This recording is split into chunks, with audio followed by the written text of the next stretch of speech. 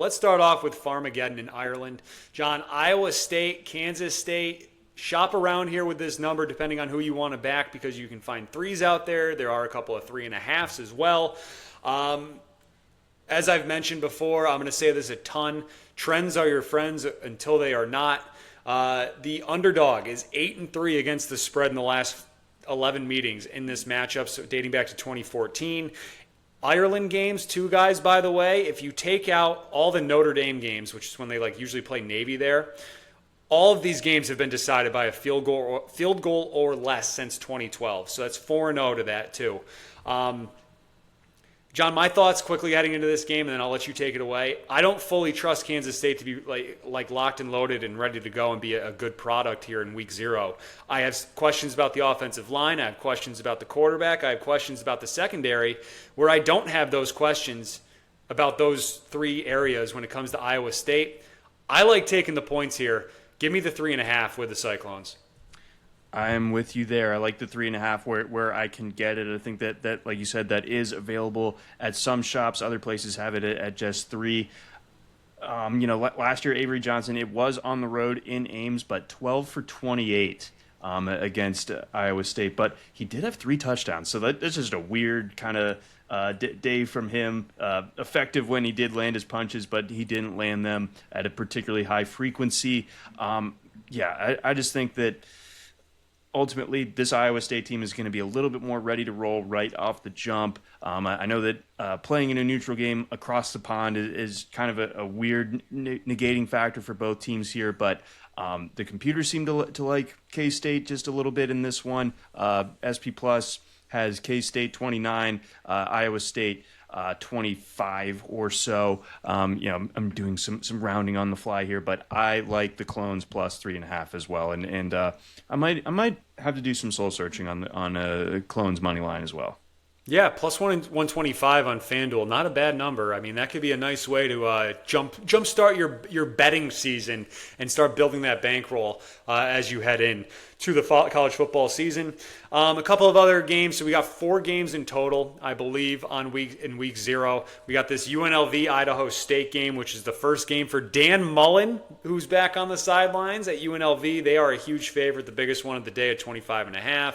We have Fresno State heading to Lawrence to take on Kansas. The Jayhawks, big favorites as they reopen and rechristen Memorial Stadium. And then we also have, of course, a nice Hawaii game too, I believe, late at night.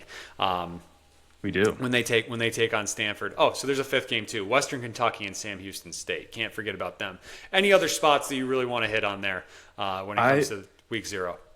I like the over in Kansas Fresno State. We're sitting at 50.5 right now. I think Kansas is going to get us 35 right off the rip, and I think Fresno State can answer for their own part. They've got E.J. Warner at quarterback, the son of Kurt Warner, who's been around the block a decent bit at Temple and at Rice, but he can sling it.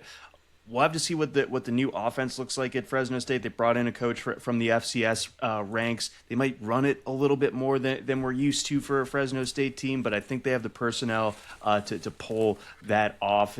So I think we're going to see points aplenty. 50.5 rings a little bit low to me. The only concern there being this is week 0. These teams end up playing a little bit sloppy on both sides, and we end up seeing the lower scoring one. But that over to me is tempting if both these teams come correct, absolutely. And then Sam Houston, Western Kentucky. I'm just saying, don't write that off. That is a fun game.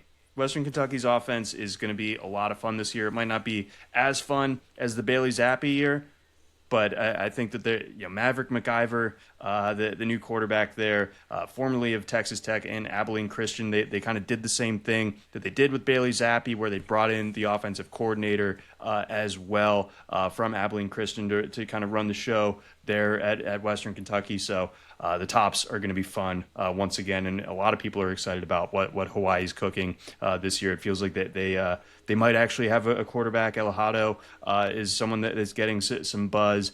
So him versus a power team like Stanford, power, I guess in quotes, kind of being what it is. I mean, Hawaii's favored against Stanford for what it's worth, but interested to see if Hawaii can be taken somewhat seriously this year.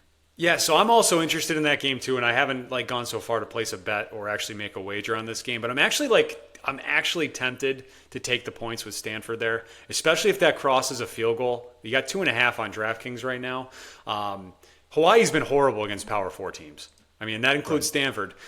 So, like, that's interesting there. I think the bet I like more, though, in that game, I think I like the over in that one at 52.5. I mean, just looking back through with Chang at coach and all that, anytime they play a Power 4 school, they can't stop a nosebleed. So I do think Stanford's going to be able to get theirs, and I don't think Stanford's defense is anything great either. So I think Hawaii will be able to put up points too. 52.5, like, I can easily see that game being like a 35-31 or even like 31-28, and we clear that by almost a touchdown.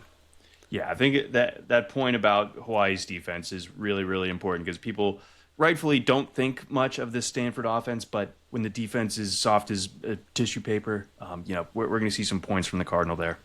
Absolutely. The only problem I have with that game is that it's a 7:30 Eastern kick.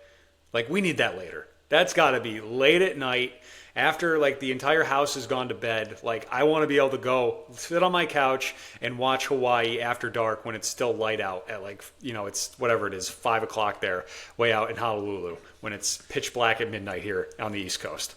Yeah, no, it's kind of messed up. I'm going to be kind of thrown through for a loop next weekend. I'm going to be on the West Coast. I'm going to be in Seattle. So, like, okay. Farmageddon kicks off at breakfast time for me next weekend. And, yeah, I am a little salty that this Stanford-Hawaii game will be 4:30 for me local time. I agree with you. It should be extremely dark where I am when Hawaii's kicking off.